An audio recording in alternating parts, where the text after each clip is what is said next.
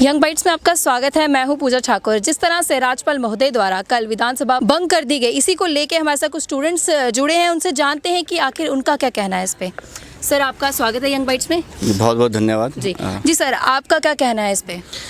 मैं ये कहूँगा कि हमारे पास देर आए दुरुस्त आए, ये बहुत ही अच्छा डिसीजन है हमारे पास गवर्नर सत्यपाल मलिक जी का। मैं इसका वेलकम करता हूँ, क्योंकि हमारे पास यहाँ पे जो जम्मू कश्मीर के जो हालात थे वो बिल्कुल डिप्लोरेबल कंडीशन, बद से बदतर हो चुके थे। क्योंकि हमारे पास एक डेमोक्रेटिक, बहुत सारे लोग, मैं देख रहा था शाम को भी न्यूज़ चैनल पे कि हमारे पास ये कह रहे हैं भाई ये डेमोक्रेटिक डिसीजन नहीं है। भाई हमारे पास यहाँ पे पहले जितनी भी पॉलिटिकल पार्टीज थी वो हमारे पास इस विधानसभा को भंग करने की बात कर रही थी, और आज जब विधानसभा भंग हुई है तो इसके ऊपर अब हमारे पास राजनीतिक रोटियां सेकने की बात करते हैं ये लोग।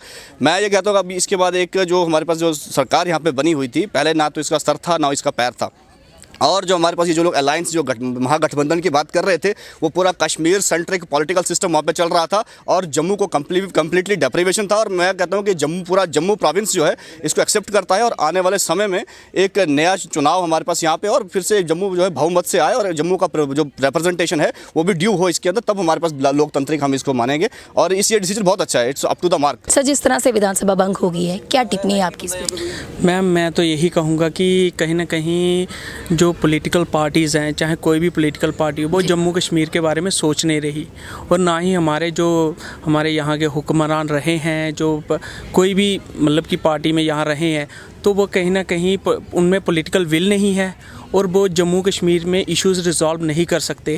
प्रॉब्लम है ये। और कोई मतलब कि यहाँ पे जो भंग हुई है तो मुझे लगता है ये और ज़्यादा डिस्टर्बेंस क्रिएट करेगा। अगर कुछ हो रहा था अच्छा तो हो जाना चाहिए। जिस तरह से हमें बोला कुछ अच्छा हो रहा था, क्या कुछ अच्छा हो रहा था? मुझे लगता है कि मैम, अगर कुछ पार्टियाँ बना रही थी तो मुझे लगता है गवर्नर साहब ने उनको मौका देना चाहिए था। पहले भी मौका, जैसे बीजेपी और पीडीपी को मौका मिला था, तो क्या कुछ काम उन्होंने किया था जो ये जो अभी गठबंधन होने वाला था उसमें होना था? मैम, काम अब वही तो चीज़ है ना। पहले अगर वो चीज़ आजमाई जा सकती है तो फिर ये भी अब देखना चाहिए कि अगर इलेक्शंस हो रहे हैं, इलेक्शंस में कितना एक्सपेंडिचर खर्चा होता है, और उनका अगर 6 साल का टेन्योर ही नहीं पूरा हो तो फिर क्या फ़ायदा इलेक्शंस करवाने का। राज्यपाल महोदय द्वारा जो डिसीजन लिया गया उसके फेवर में नहीं है? मैं नहीं हूँ, क्योंकि ये एक अरुणाचल प्रदेश की एक जजमेंट भी आई, जस्टिस कहर ने दी थी, उसके मुताबिक ये अनकॉन्स्टिट्यूशनल है। जी सर, आपका स्वागत है यंग बाइट्स में। सर, आपका क्या कहना है जिस तरह से राज्यपाल महोदय ने ये ऐलान किया है? देखिए, इस डिसीजन के लिए असेंबली डिसॉल्व करने के लिए 6 महीने पहले कहा गया था कि 6 महीने पहले असेंबली डिसॉल्व करो, तब गवर्नर साहब को ये ख्याल नहीं आया, तब गवर्नर साहब ने कहा था कि असेंबली डिसॉल्व नहीं करेंगे। अब अगर 2-3 पॉलिटिकल पार्टीज़ जो है गवर्नमेंट बनाने की बात कर रही थी, तो अचानक से ये कौन सा फैसला आया? 6 दिन पहले भी गवर्नर साहब ने कहा था कि हम असेंबली डिसॉल्व नहीं करेंगे। तो रात को जब गवर्नमेंट बन रही थी, 2-3 पॉलिटिकल पार्टीज़ जो थी मिलकर गवर्नमेंट बना रही थी, तो अचानक से डिसॉल्व क्यों? और जो रीज़न दिए गवर्नर साहब ने, उन्होंने पहला रीज़न दिया कि 2 या 3 पॉलिटिकल पार्टी जो है साथ में मिलकर सरकार नहीं बना सकती, मतलब 3 डिफरेंट आइडियोलॉजीज़ मिलकर सरकार नहीं बना सकती।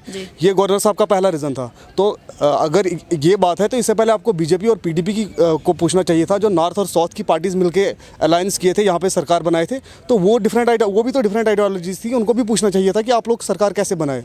तो मैं समझता हूँ कि ये बिल्कुल गलत है, ऐसा डिसीजन नहीं लेना चाहिए था। अगर असेंबली डिसॉल्व करनी थी, जब 6 महीने पहले कहा गया था डिसॉल्व करने के लिए असेंबली को, तब डिसॉल्व करना चाहिए था। आपका क्या मानना है कि रियासत जम्मू कश्मीर के किस तरह के हालात बनने वाले हैं आने वाले समय में? देखिए, अगर सरकार होगी तो काफ़ी महत्वपूर्ण रहता है। सरकार में लोग भी अपने आप को थोड़ा सा कंफर्टेबल मानते हैं, क्योंकि डिफरेंट पॉलिटिकल पार्टी से लोग जुड़े होते हैं, उसके कारण जो है लोग अपने आप को थोड़ा सा कंफर्टेबल मानते हैं। तो मैं नहीं समझता हूँ कि गवर्नर रूल या प्रेसिडेंट रूल ज़्यादा देर रहना चाहिए।